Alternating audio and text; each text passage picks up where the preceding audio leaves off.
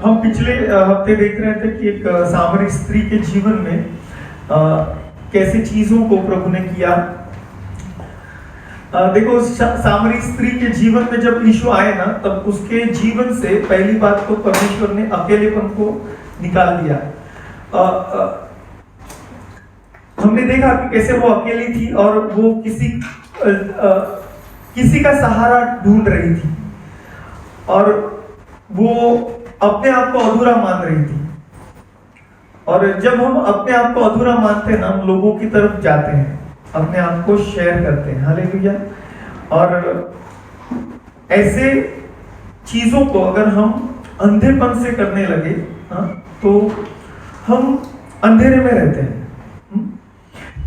एक अंधा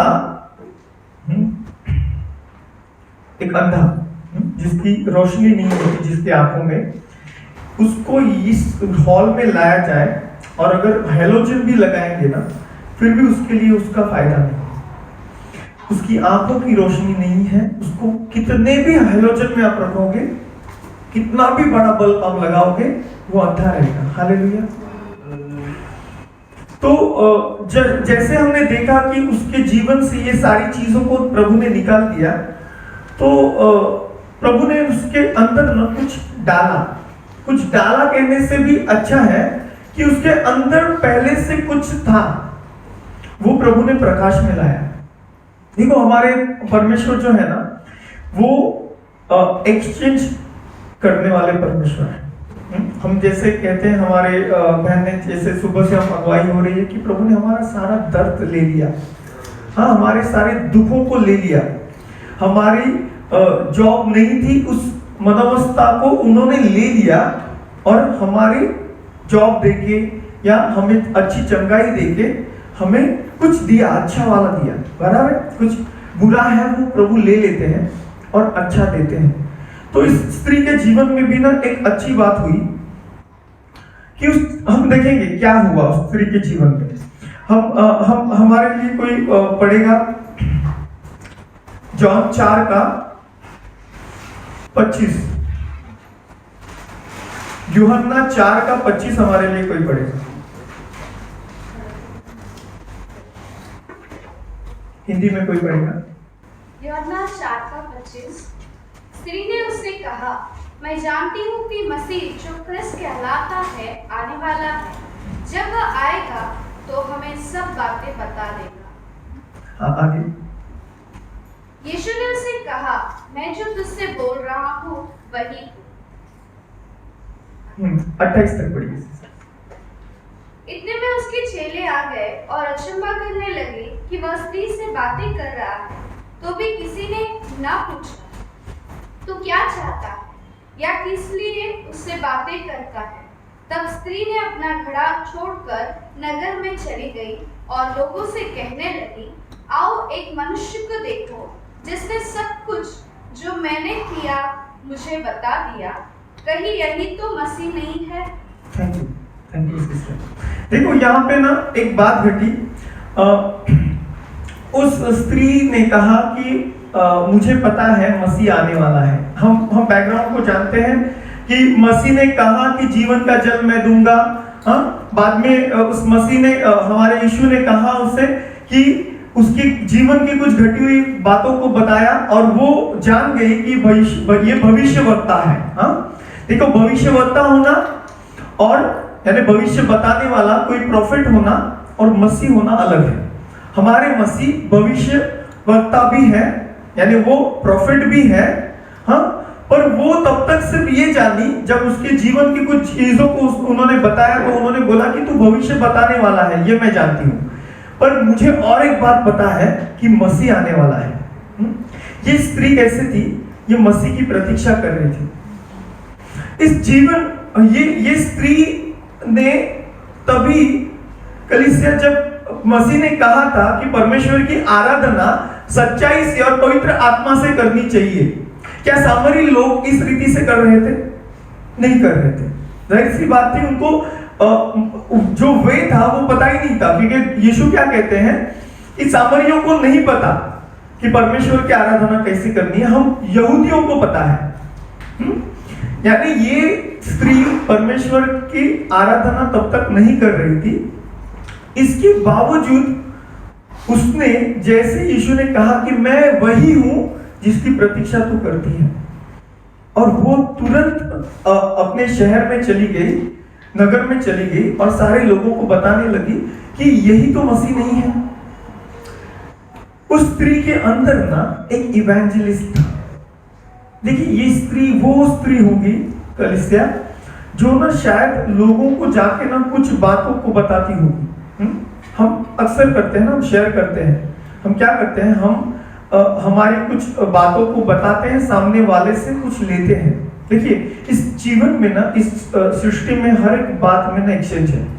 अगर हम शरबत को बनाएंगे ना, हाँ, तो क्या करते हैं, हम अगर पानी लेंगे एक पूरा ग्लास भर के, तो उसके अंदर से कुछ पानी को हम निकालते हैं और शरबत को डालते हैं, अगर शरबत बनाना है तो। यानी हम हर एक चीज को, अगर आप ग्लास के अंदर से पानी को निकालेंगे तो उस ग्लास की जगह है ना कोई ना कोई चीज तो लेगी। पहले पानी था, तो अभी इस पानी को आपने निकाल दिया ना, तो उसमें अंदर हवा रहेगी। उतने ग्लास जितना पानी निकाला है ना, उतनी हवा रहेगी। तो ये स्त्री ना कुछ जाके शेयर तो करती होगी ना, उसके गांव में उसके लोग उसको जानते थे। पर आज कलीसिया प्रभु, जब मैं पूछ रहा था कि प्रभु ने मुझे ये जो शब्द दिया कि व्हाट आर यू शेयरिंग, हम हिंदी में शेयर करने को साझा करना कहते हैं, हाँ? यानी किसी से अपनी बातों को। प्रभु क्या कहता है कि अगर तेरे पास 2 कमीज है तो एक कमीज तू किसी और को दे दे। यानी हम हमारी चीजों को दूसरों को दे देते हैं। हालेलुया। जिसके लिए उन्होंने परिश्रम नहीं किया है। हालेलुया। जिस चीज के लिए अगर मैं अपनी कमीज को किसी को दे देता हूं जिसके पास नहीं है, तो उस कमीज के लिए उसने परिश्रम नहीं किया, पर मैं उसको शेयर करता हूं। हालेलुया। तो ये स्त्री को ना शायद आदत होगी किसी से कुछ शेयर करने की, पर उसके जीवन में जब प्रभु का आवाज उसने सुना ना, देखो, उसने आराधना नहीं की थी। प्रभु यीशु कहते हैं यूहन्ना के सुसमाचार में, मेरी भेड़ मेरा आवाज सुनती है। हम वचन में पढ़ते हैं कि प्रभु कहता है मेरी भेड़ मेरा आवाज सुनती है। जैसे सुबह डिवोशन में भी आ रहा था कि हमें प्रभु की आवाज को सुन के चलना है। इस स्त्री ने, देखो, जिसके अंदर ना प्रतीक्षा होती है किसी चीज की, वो जब वो चीज सामने आती है ना, उसको समझ लेता है। जिस मसीह की प्रतीक्षा ये कर रही थी, जिसके बारे में ये जानती तक नहीं थी, इसके हृदय में उसकी प्रतीक्षा पूरे दिल से वो कर रही थी। इसलिए जब यीशु का आवाज उसके कानों में पड़ा कि मैं वही हूं। देखो, आज अगर यहाँ पे कोई आता है, हमें ट्रेन में कितनी बार मुझे मिला है टीसी और मैंने उसको आईडी पूछा है, हाँ, अक्सर हम करते हैं। और मेरे पिताजी रेलवे में थे, तो मेरे पास वो फ्री पास होता था, फर्स्ट क्लास वाला, तो तभी थोड़ा सा पावर बढ़ जाता है पूछने के लिए कि भाई तेरा आईडी दिखा। यानी यहाँ पे हम किसी इंसान पे ऐसे ही भरोसा नहीं करते। अगर कोई सेल्समैन आया तो हम क्या पूछते हैं, पहले आईडी दिखाओ भाई। हाँ, वॉचमैन भी नीचे बोलता है आईडी दिखा कि तू सच में ये बंदा है कि नहीं। यहाँ पे यीशु से बोलता है कि मैं वही हूं। देखो, ऐसे कितने भविष्यवक्ता आए होंगे, क्या अगर वो बोलते कि मैं मसीह हूं तो कोई मानता? पर यीशु कहता है मेरी भेड़ मेरी आवाज को जानती है। जैसे वो स्त्री ने यीशु से कहा कि मैं हूं, उसने अपना सारा वहां पे छोड़ के वो चली गई। उसके अंदर ना एक विलिंगनेस थी, मसीह से मिलने की विलिंगनेस। यहां ऐसे कौन है जिसने वेटर होटल में जाके ऑर्डर दिया है और वो ऑर्डर नहीं आएगा ये करके निराश होकर चला गया है कोई? हम प्रतीक्षा करते हैं क्योंकि हमें पता है थोड़ा देर लगता है पर हमारा ऑर्डर आएगा। ये मसीह की प्रतीक्षा करने वाले लोग ना ऐसे होते हैं। आज जैसे सुबह डिवोशन में आया था कि परमेश्वर के लिए मार्ग को सीधा करो। आज प्रभु हमसे कहते हैं क्या हम उस वैसी प्रतीक्षा में बैठे हैं? देखिए, एक्सचेंज है कि अगर परमेश्वर ने आपके अंदर से, आपने कल पिछले हफ्ते माना है कि मेरे अंदर से अकेलापन, अधूरापन और अंधापन निकल गया है, तो प्रभु उसके बदले आपके अंदर जो उसने पहले से डाला है ना, उसको उजागर करेंगे।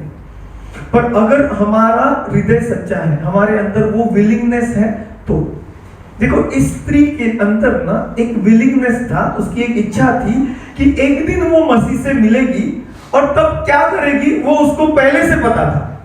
उसने अपने पास नहीं रखा कि मुझे बहुत अच्छा लगा मसीह, आप मुझे मिल गए, उसने पानी भरा और लेके चली गई। उसने अपने घड़े को वहां पे डाल दिया और हो गई। उसका कॉलिंग परमेश्वर ने उसको पहले से दिया हुआ था और वो उस कॉलिंग में चलने लगी। पर उस कॉलिंग में चलने के लिए पहली चीज जरूरी है विलिंगनेस। इसलिए ना हम एक वचन को पढ़ेंगे, हमारे लिए कोई पढ़ेगा व्यवस्था विवरण का 6 अध्याय उसका 5वां वचन, ड्यूटेरोनॉमी चैप्टर 6 उसका वर्स 5। हमारे लिए कोई पढ़ेगा व्यवस्था विवरण 6 का 5। तू अपने परमेश्वर यहोवा से अपने सारे मन और सारे जीव और सारी शक्ति के साथ प्रेम रखना। हालेलुया। प्रभु कहता है कि सारे मन, सारे जीव और सारे शक्ति से, यानी मन, हार्ट, सोल और पूरा स्ट्रेंथ के साथ तो अपने परमेश्वर से प्रेम रखना। देखो कलीसिया, हमारे अंदर ना बहुत से बार ऐसा होता है कि हमारी इच्छा होती है, पर उस एक्शन तक हम इसलिए नहीं पहुंच पाते कि हमारे जीव में, हमारे सोल में ना बहुत सारी ऐसी बातें होती हैं जो हमें वहां तक जाने नहीं देती। तो पहली बात तो उस स्त्री के अंदर ना एक विलिंगनेस था, और उसके बाद हम देखते हैं उस स्त्री में ना सैक्रिफाइस करने का हृदय था। देखो, she was willing to sacrifice everything. देखिए, अगर हम वचन को देखते हैं ना तो वचन में लिखा है कि वो उसके चेले जब आए तो उसके चेले उसको अचंभा करने लगे, ये स्त्री से बात करता है। देखिए, वो कहां थे?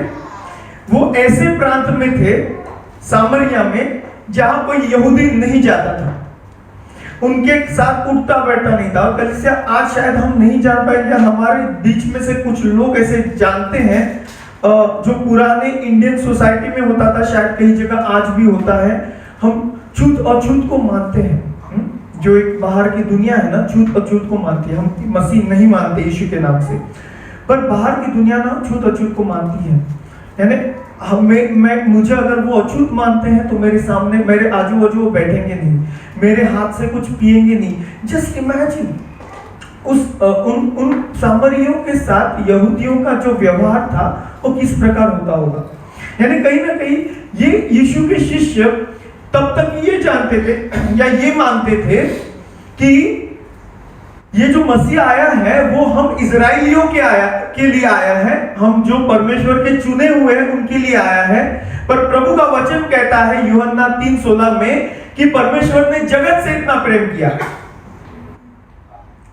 परमेश्वर ने इजराइल से इतना प्रेम किया नहीं कहा है, परमेश्वर ने यहूदियों से इतना प्रेम किया नहीं कहा है, परमेश्वर ने जगत से इतना प्रेम किया कि उसने अपना इकलौता पुत्र दे दिया कि जो उस पे विश्वास लाए वो नाश ना हो पर अनंत जीवन पाए। हालेलुया। एक सामरिया के प्रांत में हमारा यीशु चल रहा है और वहां पे वो एक स्त्री से बात करता है। अगर हम हिंदू फिलॉसफी के हिसाब से चले ना तो एक मनुस्मृति करके एक ग्रंथ है, वो फॉलो करते हैं। आज भी हमारे भारत में, इंडिया में बहुत सी ऐसी बातें हैं, शायद बहुत कम जन जानते हैं कि हमारा जो आईपीसी है, इंडियन पिनल कोड, वो भी वो मनुस्मृति से आया है। तो उस मनुस्मृति में एक स्त्री की जो अवस्था है ना वो लिखी गई है शूद्राति शूद्र, यानी जो अछूत है या जो शूद्र है उनसे भी शूद्र। और ये कहीं ना कहीं एक पुराने जमाने में भी चल रहा था। तभी एक स्त्री को ना बहुत ही निचला दर्जा दिया जाता था। यानी एक तो हमारा प्रभु एक सामरिया के प्रांत में है और ऊपर से एक स्त्री से बात कर रहा है। क्यों अचंभा किया उसके शिष्यों ने? क्योंकि उनकी वो ये नहीं थी, उनकी चाली रीति नहीं थी, उनके जीवन में स्त्रियों के लिए वो सम्मान नहीं था। प्रभु ने जब उस स्त्री के अंदर उस विलिंगनेस को देखा ना तो प्रभु ने तभी उन शिष्यों को वो कहीं ना कहीं दिखाना चाहते थे कि मैं जो चीज आपसे करवाना चाहता हूं वो इस सामरी स्त्री से भी मैं करवाना चाहता हूं। हालेलुया। देखिए वो सामरी स्त्री के अंदर के इवेंजलिस्ट को उन्होंने इस्तेमाल किया। हम आगे वचनों में देखते हैं और वो अपने शिष्यों से कहते हैं मैं ऐसे खेत को हार्वेस्ट करने के लिए यानी कटनी करने के लिए तुम्हें भेजता हूं जिसमें परिश्रम तुमने नहीं किया। किसने किया? एक सामरी स्त्री ने किया। शायद तब तक वो अपने आप को बहुत ऊंचा स्थान देते होंगे कि भाई हम जब तक नहीं करेंगे तब तक नहीं होगा। आज भी शायद हमारे बीच में ऐसे कितने लोग होंगे, शायद सेवक होंगे या कोई भी हो सकता है कि जब तक मैं नहीं प्रचार करूंगा, जब तक मैं नहीं बोलूंगा कुछ नहीं होगा। नहीं, ऐसा नहीं है। जिसके जीवन में, जिसके अंदर ना एक विलिंगनेस है, परमेश्वर की सेवकाई करने की एक इच्छा है ना, और अगर वो इच्छा खरी है ना तो परमेश्वर उसका इस्तेमाल करेंगे। Hallelujah, hallelujah. देखो पहली बात तो उसके अंदर इच्छा थी और दूसरी बात उसके अंदर ना सारा कुछ छोड़ देने की चाहत थी। हम वचन 28 में देखते हैं, यूहन्ना 4:28 में, कि उसने उस घड़े को वहां पे छोड़ दिया। उसके लिए वो घड़ा अभी इंपॉर्टेंट नहीं था, क्योंकि उसके अंदर ना जो इच्छा थी ना, उसके उस इच्छा में चलने के लिए जो और एक चीज लगता है, अपना प्राण, अपने प्राण को वो पूरी रीति से दुनिया के लिए खाली करने के लिए तैयार थी। देखो कलीसिया, आज हम कितना भी बोलेंगे ना, हम वचन में पढ़ते हैं कि पुराने जो प्रेरित थे या पुराने विश्वासी थे ना, वो सारा बेच बाच के ना प्रेरितों के पैरों के नीचे डाल देते थे और जितना जरूरत था उसमें से ले लेते थे। हम बोलते हैं प्रभु धन, कितना कितना अच्छा कलीसिया था, कितना क्या पावरफुल होगा, और एक्चुअली उसके लिए वो पावरफुल था।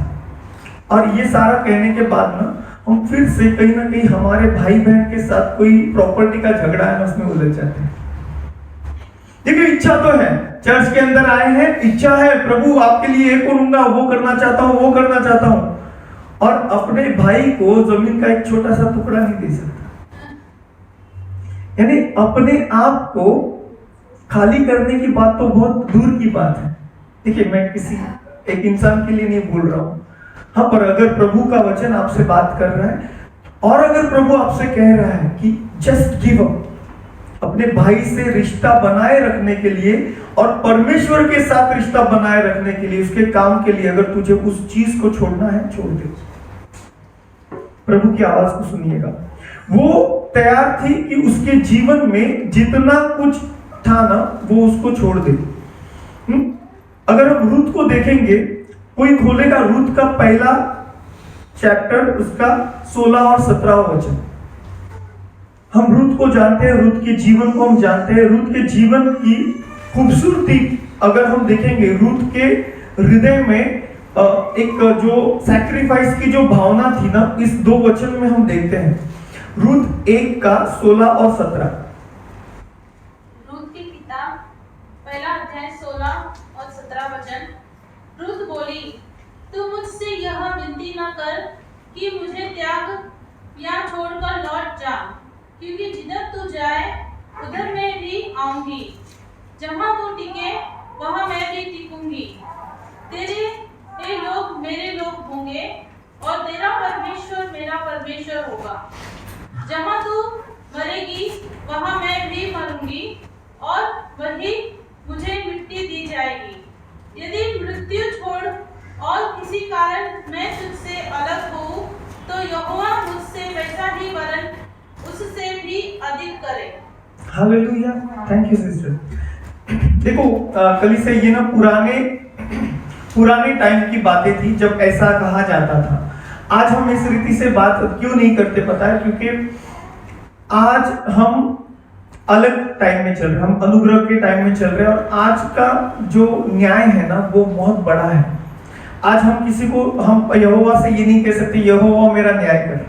अगर वो करने जाए ना तो शायद वो सेंटेंस पूरा भी ना हो और यहोवा हमारा न्याय कर सकता है। आज हमें प्रभु से दया को मांगना है, हमें प्रभु से क्षमा को मांगना है। देखो रूत ने यहाँ पे ऐसा कहा कि तेरे लोग मेरे लोग होंगे और तेरा परमेश्वर परमेश्वर मेरा परमेश्वर होगा। ये रूथ है ना, ये उन नाओमी, उसकी जो सास थी ना, वो जन्म में से नहीं थी, पर इसने अपनी सारी आइडेंटिटी को सैक्रिफाइस करना चाहा सिर्फ एक सेवकाई के लिए। उसकी वो परमेश्वर के बारे में कितना जानती थी? कुछ नहीं, पर उसने नाओमी से एक नाते को जोड़ा था और उसको इतना पता था कि मैं इससे अपना नाता दूर नहीं कर सकती। आज कलीसिया, जब हमारे जीवन में कोई चीज को हम करने के लिए, प्रभु के लिए किसी चीज को हम करने के लिए हमारे हृदय में इच्छा को रखते हैं, आज प्रभु पूछता है क्या इस रीति से सैक्रिफाइस करने के लिए तू तैयार है या तैयार है? देखिए, बहुत जरूरी है। ये रूथ ने अपने आप को, देखो उसके जीवन में ऑप्शन थे उसके। अगर दूसरी नाओमी के दूसरे बेटे की अगर पत्नी को देखेंगे, हम बैकग्राउंड में क्या देखते हैं कि नाओमी करके एक स्त्री थी और उसके दोनों बेटे गुजर गए और उसकी 2 बहुएं थी, उनके पास चॉइस थी। एक तो नाओमी के साथ बने रहने के लिए वो अकेली थी, उसका पति गुजर गया था, उसके बच्चे गुजर गए थे, तो उसके साथ बने रहने के लिए उनके पास ऑप्शन था, या तो उसको छोड़ के जाके अपना फिर से कुछ नया संसार बसाने के लिए उनके पास ऑप्शन था, क्योंकि यहोवा के नियम के हिसाब से उनके पति मर गए थे, वो दूसरी शादी करने के लिए एलिजिबल थे।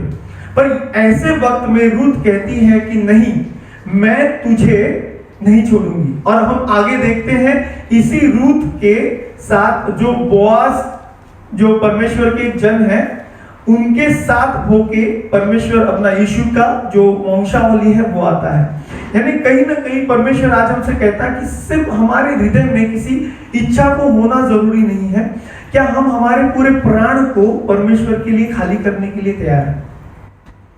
ये स्त्री अपने सारे जीवन में, देखो ये ऐसी एक स्त्री थी जिसके जीवन में कोई एक बोलते हैं ना स्टेबिलिटी नहीं थी। यानी उसके घर में कितनी चीजें होंगी, आपको क्या लगता है? ये जो स्त्री थी, सामरी स्त्री, उसके घर में कितनी चीजें होंगी? उसके लिए वो जो जार था ना, वाटर जार, बहुत इंपॉर्टेंट था। और तभी के टाइम में वो बहुत इंपॉर्टेंट होता होगा, क्योंकि वो देखो यीशु को भी पूछती कि तेरे पास तो कोई साधन नहीं है पानी निकालने के लिए। यानी पानी निकालने के लिए अपने पास एक जार होना कितना इंपॉर्टेंट होता होगा। पर उसने वो सारी चीजों को वहां पे छोड़ दिया और वो उस चीज के लिए गई जो उसके हृदय में थी। देखो हृदय में तो है, इच्छा तो है, पर कर नहीं पा रहा हूं। ऐसी अगर कोई चीज हमें रोक रही है तो आज प्रभु से हम प्रार्थना करेंगे कि प्रभु मेरे जीवन से वो चीजों को निकालने के लिए मुझे अनुग्रह दे, वरना वो सिर्फ इच्छा रह के फायदा नहीं है कलीसिया। और आगे जब हम उस चीजों को सैक्रिफाइस करते हैं तो तीसरी बात आती है कि हम हमारी पूरी शक्ति का इस्तेमाल करते हैं परमेश्वर के काम करने के लिए। अगर हम उस वचन को फिर से पढ़ेंगे ना, तो एक्चुअली एनएलटी में, अगर न्यू लिविंग ट्रांसलेशन में हम देखते हैं ना, तो उस वचन में लिखा गया है कि उसने हर एक को बता के, टेलिंग एवरीवन। अगर जॉन 4:28 को हम एनएलटी से पढ़ते हैं तो वहां पे लिखा है टेलिंग एवरीवन। देखिए वो पूरे सामरिया में जितने लोगों के पास वो जा रही थी ना, वो अपने आप को पूरी रीति से भूल के जा रही थी। देखो वो क्या कह रही थी कि मेरे साथ जो भी घटा वो उसने मुझे बता दिया, मसीह ने मुझे बता दिया। शायद ऐसा हुआ होगा। देखिए इस स्त्री ने अपने आप को इस रीति तक खाली किया था। शायद ऐसे हुआ होगा कि उस इंसान ने पूछा होगा, भाई तेरे साथ क्या हुआ, और उसने बताया होगा कि मैंने ऐसे ऐसे किया है, मैंने ये किया है, और वो चीजों को परमेश्वर ने मुझसे कहा। यानी देखो आज कलीसिया यहाँ पे हम कितने ऐसे लोग हैं जो अपने जीवन की उन गलत चीजों को एक दूसरे से शेयर करने के लिए हम तैयार हैं। हम नहीं होते तैयार कलीसिया। हम वो किताब की तरह है, हम उस ऑटोबायोग्राफी की तरह है जो हमारी ब्लैक साइड को, यानी हमारे जो गलत चीजें हैं ना, उसको छुपा के सिर्फ अच्छी अच्छी चीजों को लिखते हैं। एक ऑथर को मैंने एक बार पढ़ा था, तो उनको पूछा गया था, वो एक अच्छे लेखक है, मराठी के लेखक है, उनको पूछा गया था कि आप अपना खुद का आत्मचरित्र क्यों नहीं लिखते, आप इतना अच्छा लिखते हैं। तो वो बोल रहे कि मैं झूठ नहीं लिखना चाहता, मैंने आज तक जितना कहा है, जितना लिखा है वो सच लिखा है, मैं झूठ नहीं लिखना चाहता, क्योंकि कोई भी इंसान इस जीवन में अपने खुद के जीवन की सारी बातों को नहीं लिख सकता। ये स्त्री उसके लिए तैयार थी। इसने हर एक को जाके कहा कि मसीह ने, यानी एक भविष्यवक्ता आया है, उसने मैंने जो भी किया वो मुझे बता दिया। यानी कहीं ना कहीं वो उन लोगों को वो भी बता रही थी कि मैंने क्या क्या किया है, मैंने क्या क्या गलतियां की है, मैंने क्या क्या पाप किए हैं। उसके लिए उसकी धुन कहाँ थी कलीसिया, कि ज्यादा से ज्यादा लोगों को पता चले कि मसीह आ गया है। देखो वो अपने शेम के बारे में नहीं, अपने बोलते ना कि हम अपने मेरे बारे में लोग क्या सोचेंगे ये नहीं जान रहे, उसका ध्यान वहां नहीं था। उसका ध्यान था कि मसीहा उनको मिले, और जैसे बातों को मेरी बातों को परमेश्वर ने मुझे जैसे जीवन का जल दिया है, इनको भी मिले। और इसलिए वो हर एक चीज, हर एक व्यक्ति को जाके बोल रही थी, हर एक व्यक्ति को जाके बोल रही थी। और आगे हम देखते हैं कि लोगों का सैलाब सा आ गया, और मसीह अपने शिष्यों को कहता है कि देखो खेत कटनी के लिए पक चुके हैं, और मैं ऐसे खेत में आपको कटनी करने के लिए भेजता हूं जहां पे आपने कोई परिश्रम नहीं किया। कलीसिया, आज अगर हमारे जीवन से परमेश्वर कहते हैं कि वो अकेलेपन को, अधूरापन को या उस अंधेपन को निकाल देते हैं, तो जब हमारे अंदर से ये सारी चीजें जाएंगी ना, तो हमारे अंदर कुछ नया भरने की जरूरत नहीं है। हमारे अंदर पहले से वो शख्स मौजूद है। देखो, अगर कोई इंसान बहुत ज्यादा बात करने वाला होता है और उसमें परमेश्वर की प्रेरणा नहीं होती, तो क्या करता है? वो चुगली करता है। वो जाके बस उसको भाई बाजू में बैठ के भाई के कान को खाना है, बस खत्म बात। कि उसको कोई तो टॉपिक चाहिए, अगर वो भाई नहीं दे रहा है ना टॉपिक, तो वो उठ के जाएगा, दूसरी बहन के पास जाएगा, उनके कान को खाएगा। और ऐसे ही इंसान को प्रभु पकड़ते हैं, और उसके अंदर से जब उन चीजों को निकाल देते हैं ना, तो वो जाके प्रभु के बारे में बताता है। वो वही इंसान है, वही इंसान है। फिर से आएगा, वो सोचेगा अरे यार ये फिर से अभी क्या बताने आई है। शायद उसके लोग शायद उसको ऐसे ही देखते होंगे, यार 5 तो कर चुकी है, और एक जिसके साथ रहता है वो भी इसका पति नहीं है, या जो भी उसके बारे में जानते होंगे। जब वो गई होगी तो लोगों ने शायद वही सुना होगा, अभी पता नहीं क्या कर लेके आएगी। पर उसने क्या लाया? उसने मसीह को लेके आया कि प्रभु आया है, और सब उसके पीछे हो लिए कि देखते हैं प्रभु, यही प्रभु तो नहीं है। आगे चल के हम देखते हैं कि यीशु ने उनसे बात की, और यीशु की आवाज सुन के वो बोलते हैं कि अभी तू कहती इसलिए नहीं, हम खुद उसकी बातों को हमने सुना है। हम उन चीजों को पढ़ना चाहेंगे।